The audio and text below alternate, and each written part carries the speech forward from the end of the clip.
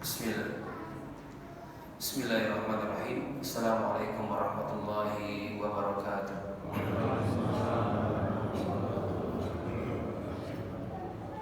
Alhamdulillah, alhamdulillahil karimir rahman, 'allamal Qur'an, khalaqal insana 'allamahul bayan. Asyhadu an la ilaha illallah wahdahu la syarika lah wa asyhadu anna Muhammadan abduhu wa rasuluhu fala nabiyya ba'dah. Allahumma salli wa sallim ala nabiyyina al-karim Muhammadin wa ala alihi wa ashabihi ajma'in wa ba'd. Subhanaka la ilma lana illa ma 'allamtana innaka antal alimul hakim. Rabbana zidna ilma. Allahumma ati nufusana taqwaha wa zakkiha anta khairu man zakkaha anta waliyuha wa maulaha. Asbahna wa asbahal mulku lillah walhamdulillah la syarika lah. Asbahna ala fitratil Islam wa ala kalimatil ikhlas wa ala dini nabiyina Muhammadin sallallahu alaihi wasallam wa ala millati abina Ibrahim hanifa wa ma kana minal musyrikin. Bapak Ibu dan sahabat-sahabat yang dirahmati Allah Subhanahu wa taala, alhamdulillah pada subuh yang mulia ini Allah masih berikan kesempatan kepada kita untuk senantiasa memperbaiki diri dalam rangka menambah ilmu untuk menguatkan iman kita terhadap syariat Allah Subhanahu wa taala. Masih melanjutkan kajian tentang waris dan kita masih di bab tentang saudara kandung, ya. Saudara kandung dari si mayit yang wafat. Baik.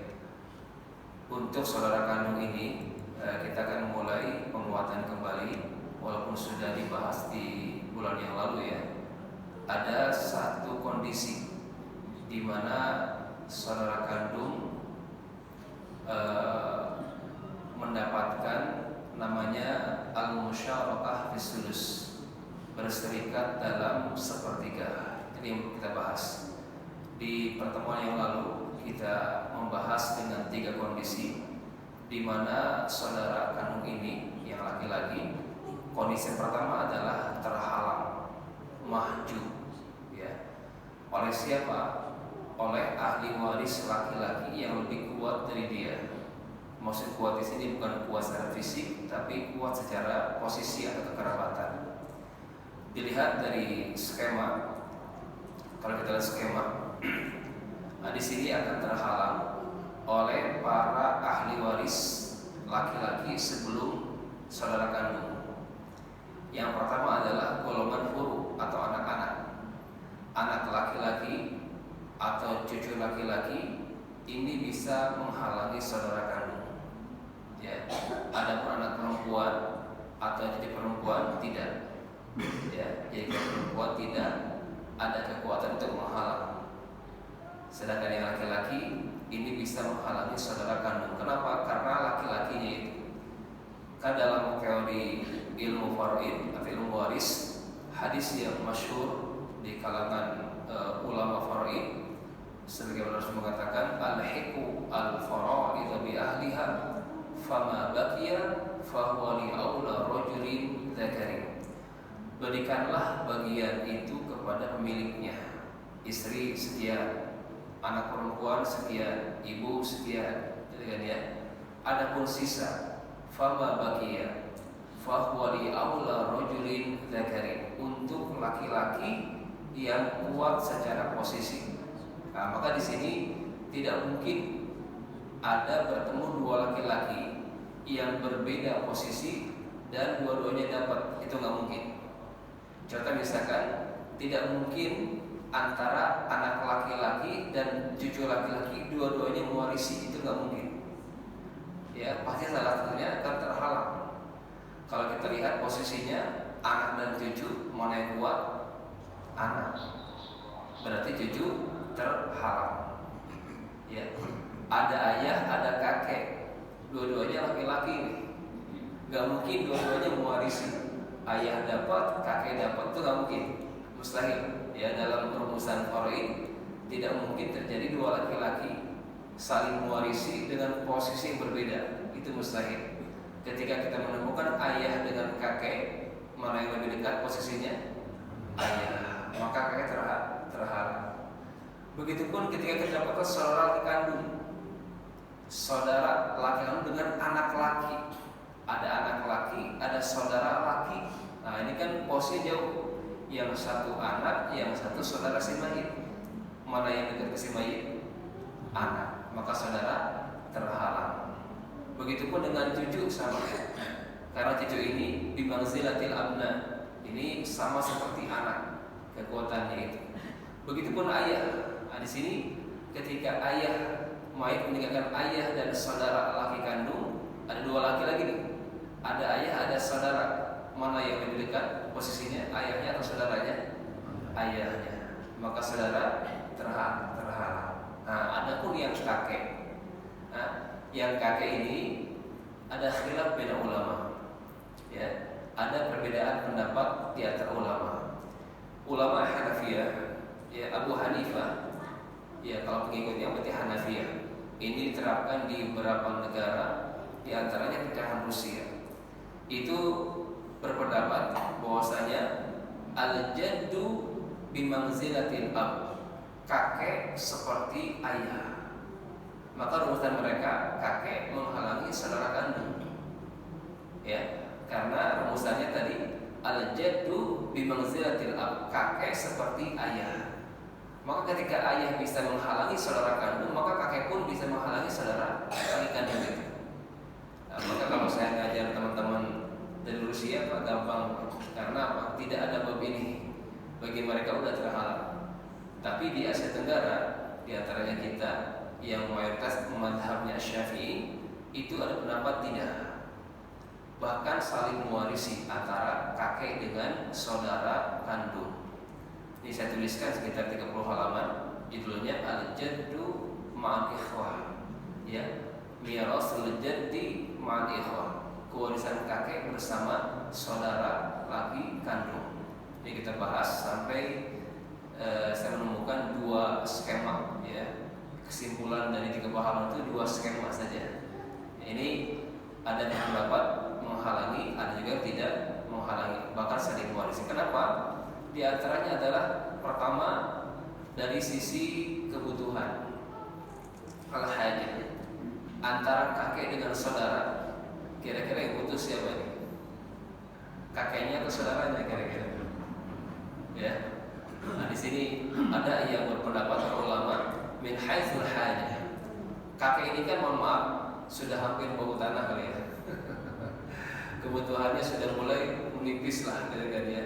Sudah bau surga lah gitu ya insyaallah. Kalau saudaranya masih panjang, belum menikah pula. Kalau kakek udah punya cucu gitu kan ya.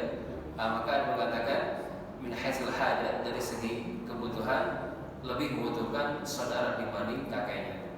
Itu beberapa alasan. Tapi ini beberapa ulama yang kuat ketika dari Syafi'i ini, ya karena tadi sama-sama ya terselingi oleh dengan satu kedudukan. Ini diselingi oleh ayah.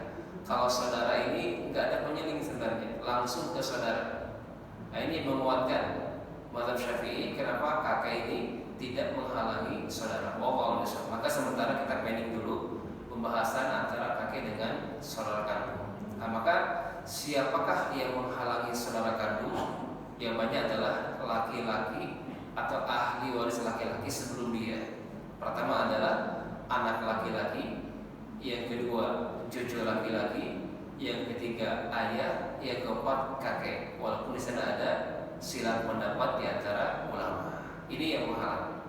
Selebihnya anak perempuan, cucu perempuan, suami istri, ibu, nenek tidak menghalangi saudara kandung. Suami istri kenapa tidak menghalangi? Karena apa? Beda jalur. Kalau suami istri kan karena pernikahan. Kalau saudara kandung ini darah. Pernikahan tidak bisa menghalangi yang hubungannya dengan darah. Maka tidak menghalangi. Anak perempuan, cucu perempuan ini kan ashabul furud. Karena mereka bukan asobah, tapi pemilik angka-angka pasti, setengah, 2/3. Nah, ini tidak bisa menghalangi saudara kandung. Begitupun ibu atau nenek. Jadi kalau perempuan tidak bisa menghalangi. Nah, maka saudara kandung ini ya ada peluang bisa mewarisi ketika tidak ada yang menghalanginya. Baik keempat-empatnya walaupun salah satunya udah terhalang. Ada aja satu muncul, anak atau cucu atau ayah, gitu kan ya, maka saudara kandung terhalang, tidak mendapatkan. Apakah di sini mungkin Bapak Ibu bagi yang sudah teredukasi masalah warisnya, saran saya segera Bapak membuat perencanaan. Ini produk baru ya dari lembaga kami, dari Syariah Center. Ada produk planning waris, merencanakan kewarisan semasa hidup. Ya, mohon Bapak Ibu jangan meninggalkan masalah untuk anak cucu kita. Saran saya hari ini Bapak rencanakan, bukan selesaikan, beda ya. Ini kita belum penetapan, hanya merencanakan. Ya, pertama poinnya adalah bagi Bapak Ibu yang masih hidup dan punya aset yang lumayan banyak, begitupun ahli warisnya lumayan, gitu kan ya. Ada anak, ada saudara, ada orang tua mungkin, gitu kan ya.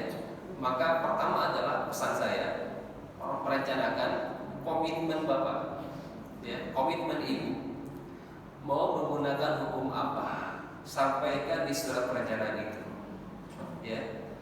Jadi alhamdulillah kami sudah ada MOU bersama Maybank. Insyaallah habis ini running 2 produk yang kami tawarkan, perencanaan dan penetapan. Perencanaan bagi nasabah yang masih hidup, ya, dan ini nasabah priority, biasanya yang saldonya di atas M. Ini mereka merencanakan, ya, merencanakan di awal.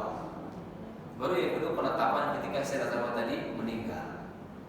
Jadi penetapan yang kedua ini dasarnya adalah perencanaan yang pertama. Saya terapkan sekarang di masyarakat penawaran produk ini. Jadi yuk kita rencanakan sedini mungkin.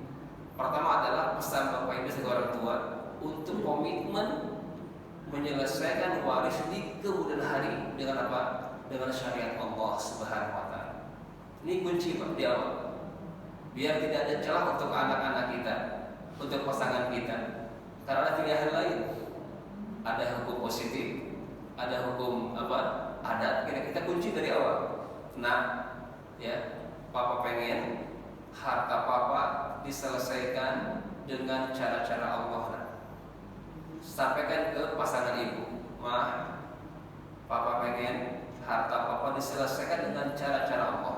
Di awal, ya, saya berikrar untuk menyelesaikan kewarisan saya di mana saya wafat nanti dengan syariat Allah Subhanahu wa taala. Itu di awal, komitmen pertama.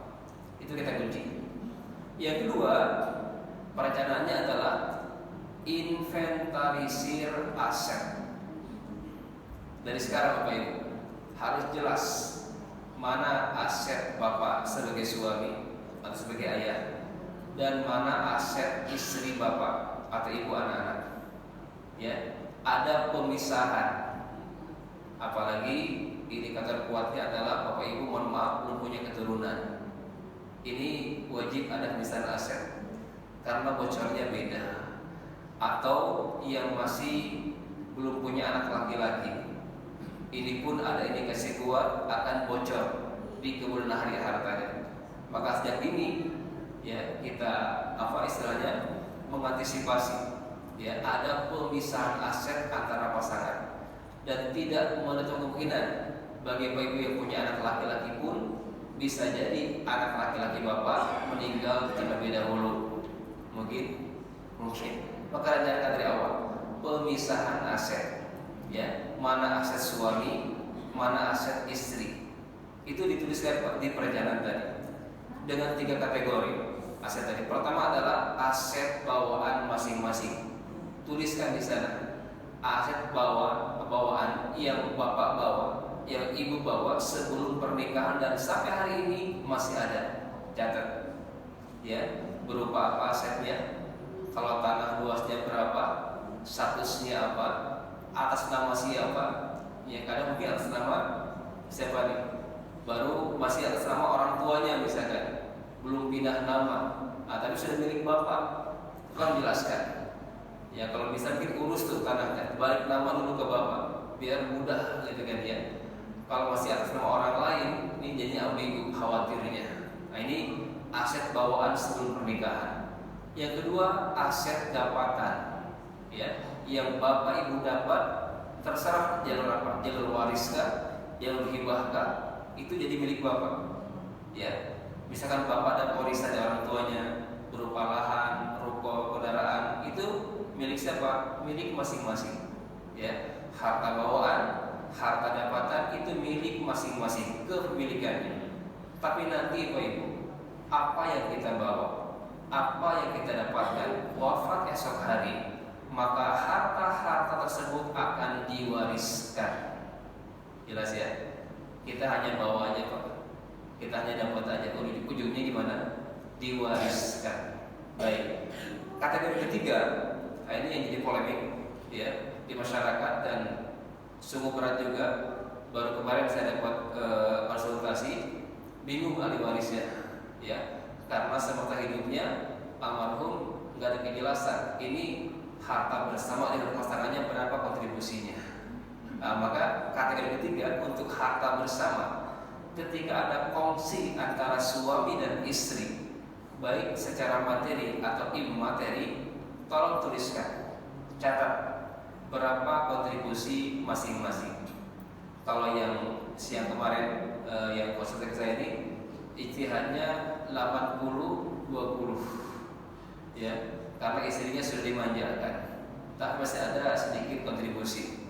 Itu baru ijtihad keluarga. Nah, terserah nih, Bapak Ibu sebagai pelaku sejarah dari aset bersama tadi, tolong catat ya sedini mungkin berapa besarannya. Karena dalam Quran di surah An-Nisa ayat 32 tidak ada kejelasan tentang porsinya, hanya global saja. Allah mengatakan lirrijali nasibum mimma iktasabu walin nisa'i nasibum mimma iktasabat. Bagi laki-laki mendapatkan bagian sesuai dengan peran atau kontribusinya, begitu perempuan mendapatkan bagian dari peran atau kontribusinya. Nah, maka di sini ketika ada harta kongsi, maka catat. Nah, ketika ada kewafatan salah satu di antara kita pasangan, maka ambil dulu kontribusinya. Misalkan dalam catatan Bapak, kontribusi harta bersama dari rumah yang sekarang ditempati itu adalah misalkan 70-30. Ternyata ada kontribusi istri dalam rumah tersebut ikut nyicil juga sebesar 30%. Ya, Bapak sebagai suaminya 70%. Meninggal Bapak, maka yang jadi objek waris adalah 70%. Istri Bapak mengambil dulu kontribusi sebesar 30% plus hak warisnya dari yang 70%. Jadi jelas ya, dari pemisahan aset tadi, mana aset suami, mana aset istri. Baik, itu yang kedua tentang inventarisir aset, baik yang bergerak ataupun tidak bergerak, tolong dicatat, ada file khusus. Yang ketiga, tolong catat hutang dan piutang ini, ya, hutang dan piutang. Kalau piutang nanti akan ditagih dan jadi objek waris kita. Atau harta kita piutang.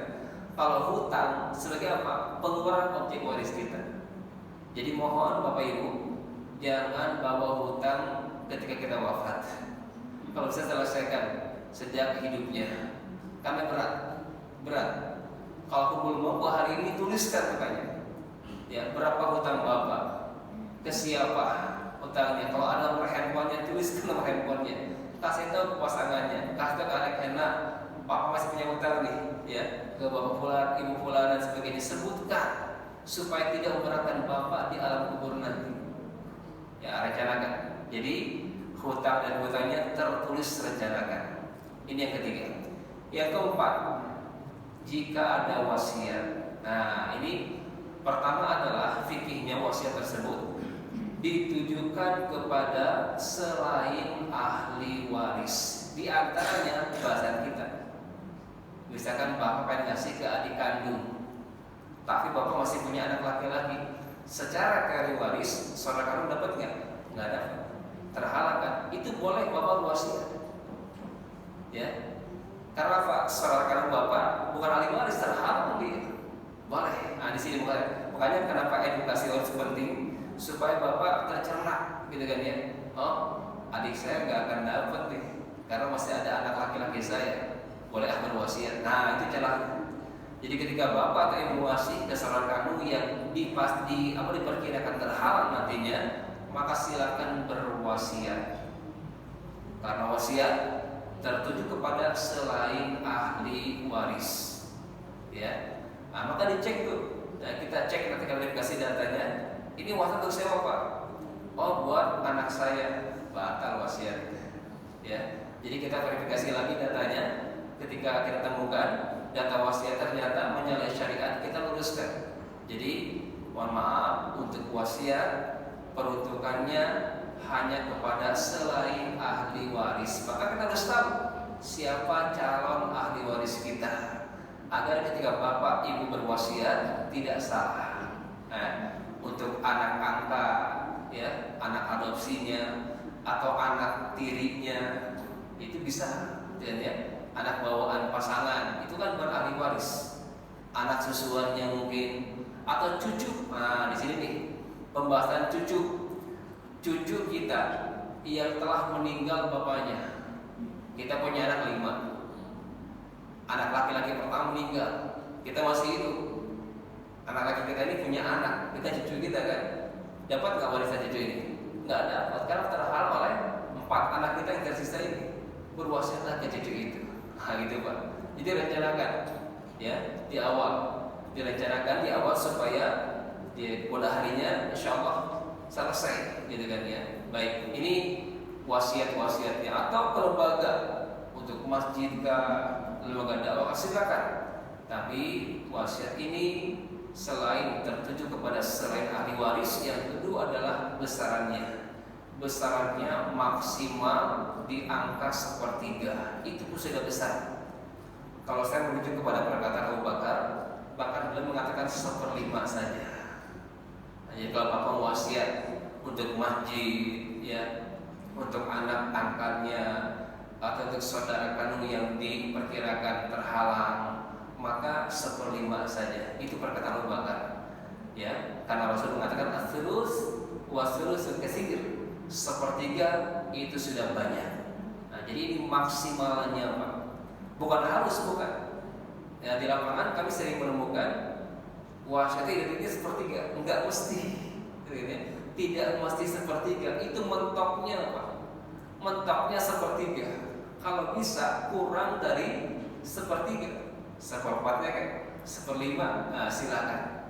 Ya, karena kita ini lebih baik meninggalkan ahli waris kita, anak-anak kita dalam keadaan kuat secara ekonomi, kuat secara iman tentunya. Ya, karena mohon maaf, kenapa saya bahas ekonomi saja atau harta? Karena Rasul mengatakan kadal faqru ay yakuna kufra. Terkadang kefakiran, kemiskinan itu menyeret seseorang kepada kekufuran. Orang miskin gampang menggadaikan akidahnya, betul kan? Di pelosok sana, di desa-desa di kampung-kampung itu sudah banyak yang dibaptis karena ekonomi. Dengan mudahnya mereka menggadaikan akidah yang selama mereka pegang hanya dengan sekardus misalnya karena apa? Tadi jeratan ekonomi yang melemah. Maka bapak ibu sebagai orang tua, ya, apakah pilih mana nih? Wakaf semua harta untuk masjid dan tidak bapak tinggalkan untuk anak-anak, gitu kan ya? Atau bagaimana nih? Nah, jangan salah prioritas, gitu kan ya. Khairun, pasti mengatakan innaka intadarhum alatan, kalian kata semua ketika meninggalkan zuriyah keturunan kalian kuat, itu lebih baik daripada kalian meninggalkan mereka karena alatan, meminta-minta. Maka dibatasi maksimal di angka 1/3. Kalau bisa lebih kurang dari itu. Ini wasiatnya, silakan bapak tuliskan, ya. Kalau mau kita bantu, insya Allah kita ada formatnya. Ya, ada formatnya, ada Google Form yang harus bapak isi, gitu kan ya. Jadi rinci pak. Ya, nanti keluar namanya SPHW 1, surat perencanaan hak waris. Ya, wasiat selesai, baru bapak merencanakan hak waris untuk calon ahli waris kita. Hanya gambaran saja, belum penetapan, baru perencanaan. Baik, jelas ya. Insya Allah mudah-mudahan produk baru ini bisa membantu umat untuk mencerahkan, ya. Setidaknya anak-anak kita ini jelas sepeninggal bapak ibu tidak meninggalkan keambiguan, gitu kan ya. Mana harta ayahnya, mana harta ibunya, berapa hak warisnya sudah jelas di awal. Nah, jadi insya Allah bapak ibu pun meninggal itu dengan tenang, ya insya Allah, karena ibu bapak sudah meninggalkan syariat untuk anak-anak kita. Insya Allah, walaupun mohon maaf bicara masalah waris sebenarnya tidak ada kaitan dengan yang telah meninggal. Ya, orang tua kita sudah meninggal, hari ini hak warisnya belum diapa-apain, atau bahkan ada yang dikuasai oleh sebagian ahli waris, itu tidak ada kaitan dengan almarhum di alam barzah, tidak ada. Kaitannya siapa? Dengan yang hidup. Berarti antar mereka ada kezaliman yang menguasai harta waris yang harusnya dipecah kepada sekian bagian, tapi dia kuasai, berarti dia telah menzalimi ahli waris yang lain. Ya, ini jadi sama sekali tidak ada kaitan dengan si mayit. Yang ada kaitan dengan si hanya satu, hutang saja. Maka tolong catat bapak ibu hutangnya, supaya bapak ibu tidak berat dalam kubur. Ya, karena sesoleh apapun bapak ibu, amal solehnya banyak, gitu kan ya, tapi masih ada hutangnya, itu masih terkatung-katung. Nafsul mu'min mu'allaqun bidainihi. Ruhnya kita ini bergantung pada hutangnya. Kalau hutang kita masih belum terlunaskan, gitu kan ya, maka roh kita ini, tanda kutip ya, gentayangan kalau bahasa kita ini, belum bisa menikmati nikmatnya kubur. Maka mohon dari sekarang, kalau bisa lunaskan, kalau belum mampu tuliskan dan berpesan kepada para anak-anak kita, nah, papa masih punya hutang, tolong nanti bayarkan dari aset papa yang dijual. Itu bisa seperti itu. Baik, ini perencanaan. Nah, maka di sini kembali ke materi kita tentang saudara kandung yang akan diperkirakan terhalang, maka ada peluang bagi dia untuk mendapatkan wasiat dari si mayit. Kalaupun ternyata terlambat, nggak sempat kita wasiat, gitu kan ya, keburu meninggal, maka boleh nggak ada cara lain nggak untuk saudara yang terakhir? Ada. Apa itu? Pemberian. Ya, pemberian. Bicara masalah wasiat tadi, memang awal ayatnya Pak itu wajib. Ya. Di Al-Baqarah ayat 180 kalau mengatakan kutiba alaikum, ya, idza kutiba alaikum idza hadara maut in taraka khairan lil wasiyatu lil walidaini wal aqrabin. Kutiba alaikum, diwajibkan bagi kalian ketika sudah ada sinyal kematian, ya, kemudian si yang bersangkutan punya harta yang banyak, maka wajib bagi dia berwasiat kepada kedua orang tuanya dan kerabatnya. Ayat ini kewajiban berwasiat kepada orang tua dan saudara. Ternyata riwayatnya terhapus hukumnya karena sudah turun ayat waris. Jadi Al-Baqarah ini yang 180 ini terhalang atau terhapus hukumnya oleh ayat waris. Tapi ada juga mengatakan para ulama mansuhnya, ini penting apa ibu baca dalam Al-Quran, ada nasih, ada mansuh, ada ayat yang menghapus, ada yang terhapus. Pendapat yang kedua, terhapusnya sebagian untuk orang tua saja. Adapun kerabat yang tidak termasuk ahli waris, terus ini sudah kandung yang terhalang ini, maka masih dianjurkan bagi kita berwasiat kepada kerabat ini, karena diperkirakan kerabat ini akan terhalang.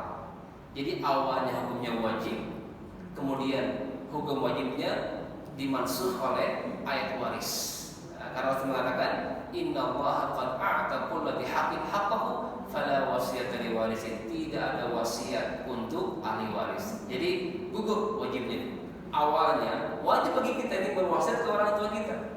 Mah, Pak, kalau saya meninggal duluan, nanti rumah ini buat mama ya. Itu dulu seperti itu Pak. Ya, wajib bagi kita berwasiat seperti itu. Tapi ya, selang 2 tahun kemudian turun ayat tentang kewajiban waris, maka dimansuhlah, terhapuslah kewajiban berwasiat tadi. Tetapi tadi ya sebagian ulama mengatakan mansuhnya itu sebagian saja, yaitu apa? Wasiat kepada ahli waris. Adapun wasiat selain ahli waris maka sangat dianjurkan. Baik, ini posisi pertama, saudara kandung akan terhalang. Ya, ini mungkin teori yang saya terapkan. Dibahas di awal tentang siapa yang menghalangi. Karena dari kitab-kitab yang ada, yang kami telusuri, itu jarang-jarang dibahas yang wajib dulu. Biasanya langsung ke kondisi mendapatkan warisan. Bisa sengaja di awal kondisi terburuk dulu, Pak. Artinya terkecil, ya, nggak dapat, gitu kan ya. Kalau seperti ini Bapak Ibu sudah paham, oh berarti saudara kandung berpeluang mendapatkan warisan jika tidak ada 4 orang ini. Itu kesimpulannya.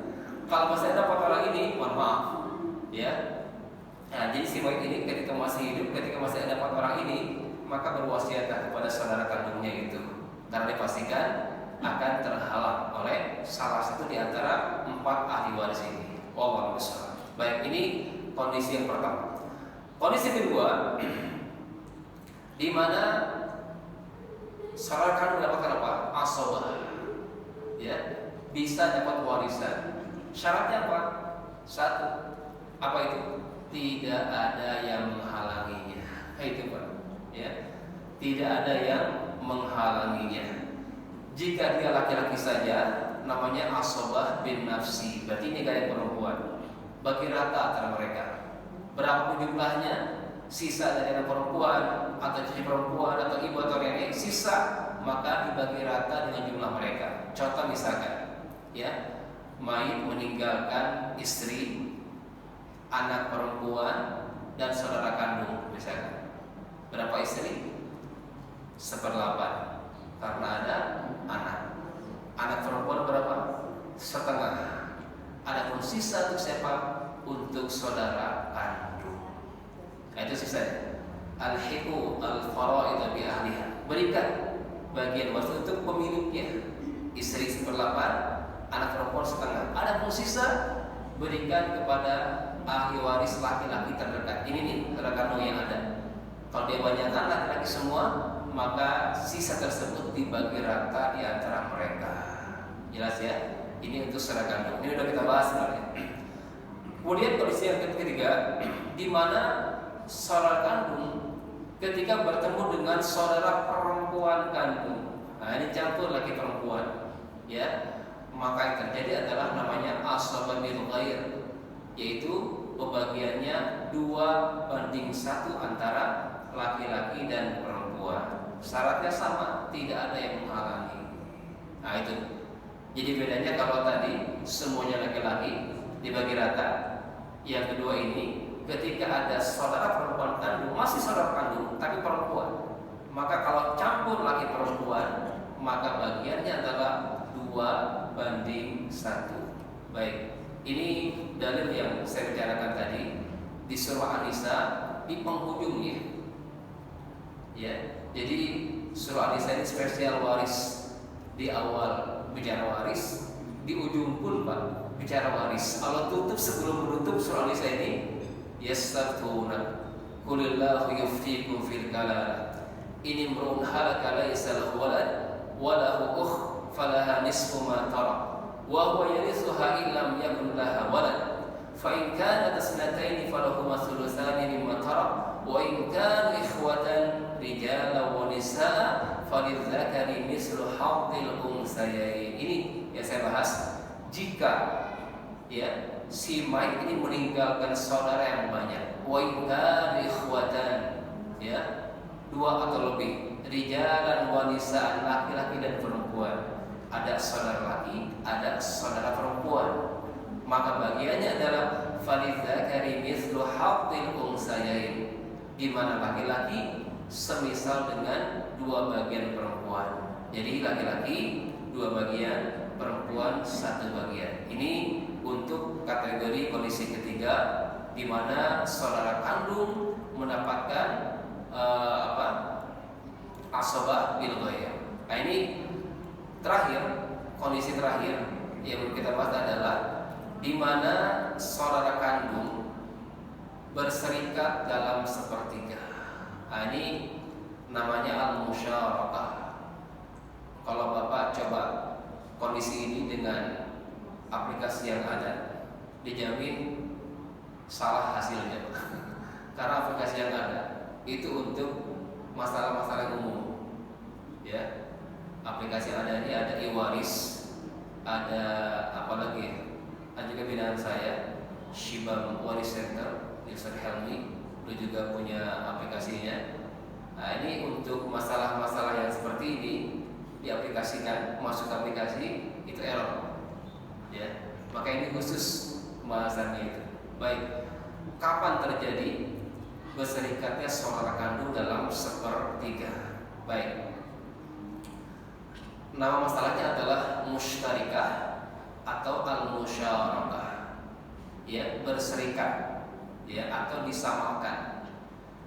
Rukunnya terjadi apabila ahli warisnya hanya 4 kategori saja. Mayit meninggalkan suami, yang kedua ibu atau nenek, yang ketiga ada jamak dari saudara seibu, ya, yang keempat ada saudara laki kandung, baik bersama dengan saudara perempuannya ataupun tidak, yang penting ada saudara kandung. Ya, jadi saya ulangi, pertama siapa? Suami, ibu, saudara seibu, dan saudara kandung yang laki-laki. Ini 4 orang. Maka terjadi hukum musyarakah atau musytarikah. Baik.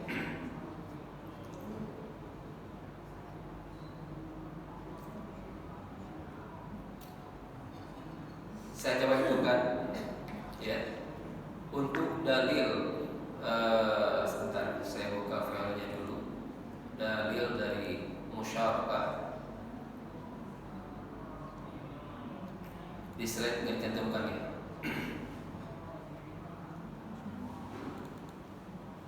Baik, agak lama nih nyarinya. Baik, ini saya coba hitungkan dulu tentang kewarisan di mana mayit meninggalkan suami, ibu, kemudian saudara seibu dan saudara laki kandung. Baik, saya coba praktekkan.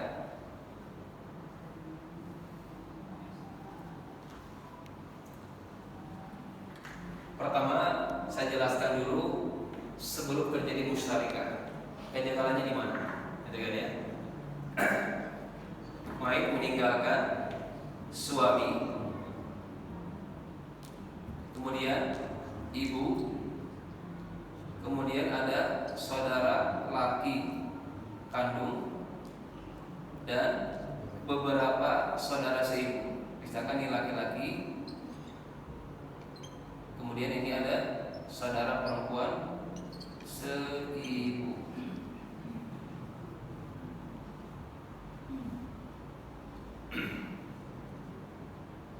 Pertama, suami. Dilihat di sini tidak ada keturunan. Berarti suami dianggap berapa? Setengah. Ya, suami dapat setengah karena si mayit tidak meninggalkan keturunan. Setengah untuk suami. Ibu, wa in kana lahu ikhwatun falummi sudus. Ibu dapat berapa? 1/6 karena si mayit punya saudara yang banyak, baik yang kandung maupun yang seibu, saudara aja. Maka ibu di 1/6. Kalau nggak ada saudara yang banyak, ibu itu 1/3. Ya, jatahnya gede 1/3. Tapi ada ayat yang menyusul berikutnya, wa in kana lahu ikhwatun fali ummihi as-sudus. Jika si mayit meninggalkan saudara yang banyak, maka buat ibunya, mohon maaf, 1/6. Nah, ini ya. Kemudian saudara kandung, karena yang laki-laki hanya dia, itu asobah, sisa. Yang seibu, ini belum kita bahas ya. Ini saya baca aja. Saudara seibu itu tergantung jumlahnya dan tidak ada bedanya antara laki perempuan. Ini sama, ya. Untuk saudara seibu, bagian warisnya sama antara laki dan perempuan. Lain hanya dengan saudara kandung atau saudara saya, itu ada pemisahan 2/1. Tapi 2/1 tidak berlaku untuk saudara seibu karena ayatnya khusus. An-Nisa ayat ke-12. Ya. Fa in kana ikhwatan hum syuraka'u fi sulus. jika yang meninggal ini meninggalkan saudara seibu, laki atau perempuan dengan jumlah yang banyak, hum syuraka'u fisulus, mereka berserikat dalam 1/3. Karena banyak kan, ini 1/3. Kalau sendirian 1/6, saudara laki seibu atau saudara perempuan seibu sendirian 1/6. Kalau banyak kan, syuraka'u fisulus 1/3. Oke. Jadi ini nggak dianggap laki-lakinya karena sama laki perempuan di sini. Maka yang hanya laki-laki kandung ini hanya ini mendapatkan sisa ini asabah. Sekarang kita hitung, ada nggak sisa untuk saudara kandung? Nanti kan ya, 1/2, 1/6 dan 1/3. Berapa KPK-nya? 2, 6 dan 3. Berapa KPK-nya? Hah? Berapa? 6 ya? 6. 6 dibagi 2, 3. 6 dibagi 6, 1. 6 dibagi 3, 2. Ada sisa nggak? Nggak ada sisa. Habis Pak. Ya, habis nih. Untuk saudara kandung habis, kehabisan. Ini asabah. Jadi asabah ini kan laki-laki Pak, dengan 3 kondisi asabah. Pertama, kemungkinan pertama adalah hazal mal kullahu, mengambil semua harta, itu asabah. Atau yang kedua, akhadal baqi, mengambil sisa, terserah berapa saja. Atau yang ketiga, la ya'khudhu syai', tidak mendapatkan sesuatu pun. Ini contohnya nih. Ini asabah tipe ketiga Pak, tidak dapat apa-apa. Ya. Ini sebelum dimusyarakahkan secara garis kekerabatan, mana yang kuat? Saudara kandung atau saudara seibu? Hah? Mana yang kuat kekerabatannya? Kandung, betul nggak? Seibu kan grade ketiga Pak. Ada kandung, ada seayah, ada seibu. Tapi di kondisi ini, yang saudara kandung malah dapat kebahagiaan. Yang saudara seibu yang di ujung sana dapat 1/3. Baik. Nah, maka di sini di zaman Umar, ini luar biasa nih. Di zaman Umar ada dialog. Ini kejadian seperti ini. Ya, saudara kandung ini, mohon maaf, secara garis keturunan ada nggak hubungan dengan saudara seibu? Ada nggak hubungannya? Hah?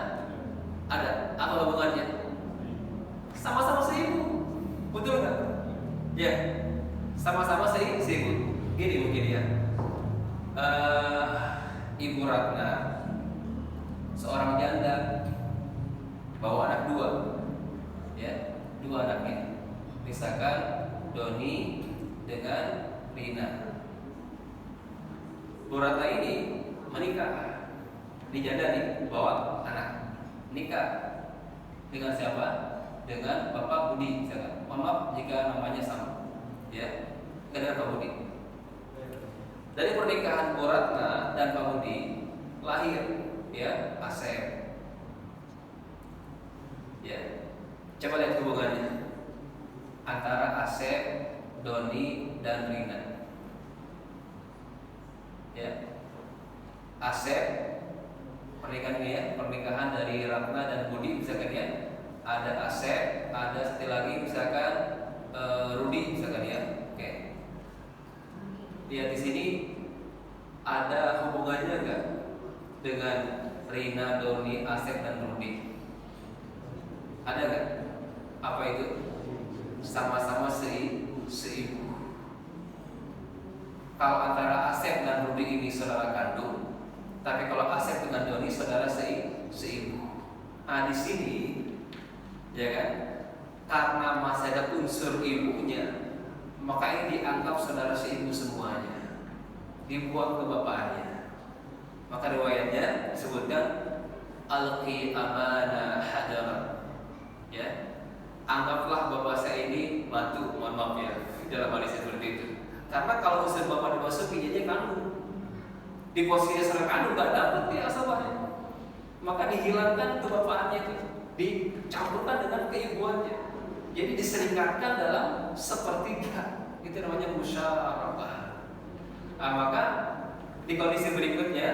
gitu kan ya. Penyelesaiannya itu dia bukan asal posisinya, dibuang unsur kebapaannya jadi seibunya aja, maka diserikatkan jadi saudara seibu semuanya.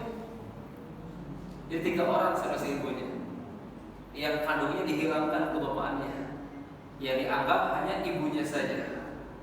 Karena kalau dia di posisi seorang kandung, posisinya asal nggak dapat. Ketika dihilangkan unsur bapaknya jadi saudara seibu saja kan, diserikatkan dalam sepertiga 3 orang ini. Maka udah 2, 6, 3 jadi 2 ini untuk 3 orang, dibagi 3 rata. Karena mohon maaf, dalam konsep saudara seibu tidak ada bedanya antara laki dan perempuan, bagi rata. 2 saham tadi dibagi rata, dibagi 3. Allah besar. Kalau kita rincikan berarti berapa orang? Karena ini 2 ini untuk 3 orang, berarti nggak bisa langsung kan? Dikali dengan 3. Dengan 3 ini jumlah ini 1, 2, 3, jumlah ini 3 orang kali 3 18. 3 kali 3 berapa? 9. 3 kali 1 3. 3 kali 2 6. Masing-masing 2, 2, 2. Selesai. Gitu ya. Selesai. Jadi masing-masing sudah ada bagiannya. Itu namanya al-musyarakah fisulus. Ya. Nah, di sini Pak, keunikannya dalam waris, jadi ada pendapat dari fatwanya Umar. Nah, jadi ada Quran, ada hadis, ada qaul sahabi. Ya, saran kita ini selain Quran dan hadis, jadi jangan hanya cari kedua saja. Cari celah yang ketiga. Ada nggak qaul sahabi? Ada nggak perkataan sahabat? Karena Rasul berpesan, ya kan? Ketika kalian tidak mendapatkan di Quran dan di hadis, maka ambillah perkataan para sahabat. Nah, di sini Umar, ya kan? Diserikatkanlah saudara tadi dengan saudara seibu, ya, supaya mendapatkan warisan di antara mereka. Namanya al-musyarakah fisulus, diserikatkan dalam bagian sepertiga. Allah besar. Itu kondisi ketiga untuk saudara kandung si mayit. Kalau misalkan saya tambahkan di sini saudara perempuan kandung, gitu kan ya? Ini misalkan 2 ya, ada saudara laki, ada saudara perempuan kandung juga nih. Sama, ini kandungnya dihilangkan. Jadi 1000 semuanya.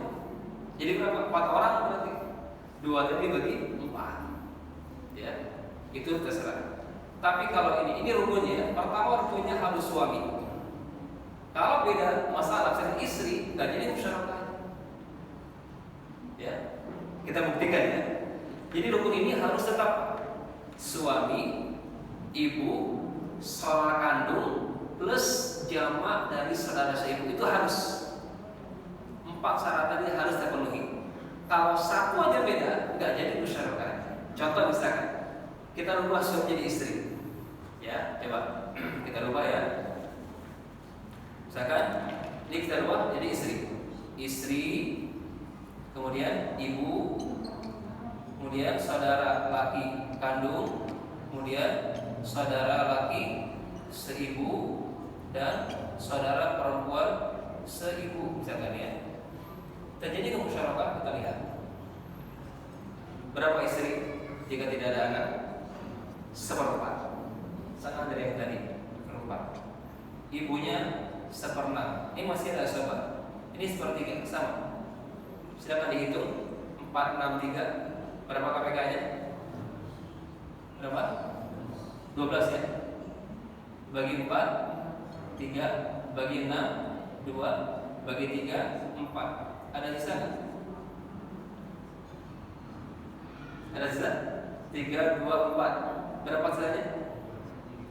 Hah? 3. Ya. Masih selamat Pak? Masih bisa. Nggak usah musyarakah. Karena rukunnya beda nih. Diganti dengan istri, beda. Yang kedua harus ibu.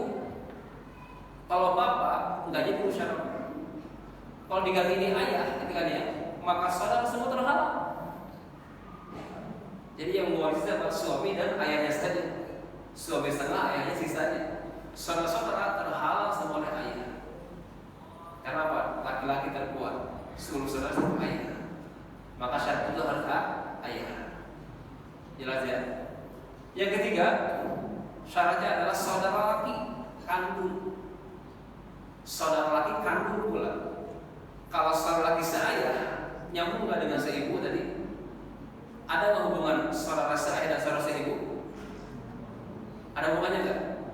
Nggak ada. Betul nggak? Saudara seayah dengan saudara seibu ada nggak hubungannya? Kalau saudara kandung kan masih ada hubungannya, sama-sama seibu. Tapi kalau saudara seayah dan seibu itu berbeda. Maka disyaratkan saudara kandung. Yang kedua, disyaratkan laki-laki. Kalau hanya saudara perempuan kandung, itu nggak terjadi musyarakah. Ya, karena perempuan itu mendapatkan berapa di sini? Lumayan banyak, setengahnya Pak. Belum kita bahas ya. Kita belum ke saudara perempuan kandung, harus saudara laki kandung. Nah ini perempuan tuh luar biasa, enak banget tuh. Dapat setengah. Kalau laki-laki kan asabah tuh bungku, was-was Pak. Kadang banyak, kadang sedikit. Nah, ini syarat yang ketiga, harus saudara laki kandung, itu syaratnya. Kalau bukan saudara laki kandung, nggak jadi musyarakah. Yang keempat, syaratnya adalah jamak dari saudara seibu. Harus jamak. Kalau hanya satu, nggak jadi musyarakah. Ya, coba kita cek ya. Kalau nggak jamak nih. Saat pertama suami, oke, ada. Yang kedua ibu, ada. Yang ketiga saudara laki kandung, oke, ada. Yang keempat ini ternyata hanya satu orang, saudara laki seibu. Kan syaratnya jamak. Ini nggak jamak nih, hanya satu orang. Gitu kan ya? Apakah terjadi musyarakah? Jawabannya enggak. Kita buktikan. Ya, suami, ibu, saudara kandung dan saudara seibu hanya satu orang. Suami di setengah masih, ibu di seperenam, saudara di sisa. Ini hanya seperenam. Kalau saya dilihat. Kalau banyakkan sepertiga, kalau sedikit seperenam. Ada sisa nggak buat saudara kandung? Ada. Silakan dihitung. 2, 6, 6. Berapa KPK-nya? 6. 6 dibagi 2, 3. Dibagi 6, 1. Nunggu sisa ya. 6 bagi 6, 1. Ada sisa nggak? Berapa saja? Udah, selesai. Nggak bahaya bagi saudara kandung. Ya, wallahu a'lam. Ini makanya namanya masalah khusus. Harus ya lengkap 4 syarat tadi. Suami, ibu, saudara laki kandung dan jamak dari saudara seibu, terserah laki perempuan, jamaknya. Baru terjadi musyarakah tadi, di mana saudara kandung diserikatkan dalam sepertiga. Jadi bukan asobah. Karena kalau dia dalam kursi asobah, maka nggak dapat apa-apa. Diserikatkan dalam sepertiga, maka dapat sesuatu. Syaratnya tadi ada tulis 1, 2, 3 dan 4 tadi. Wallahu a'lam bishawab. Baik, itu begini kajian kita pada hari ini. Untuk saudara kandung kita baru selesai di 3 kondisi, insyaallah bulan depan kita sudah masuk ke saudara perempuan kandung, insyaallah. Subhanakallahumma bihamdika asyhadu an la ilaha illa anta astaghfiruka wa atubu ilaik. Mohon maaf, akhirul kalam. Assalamualaikum warahmatullahi wabarakatuh.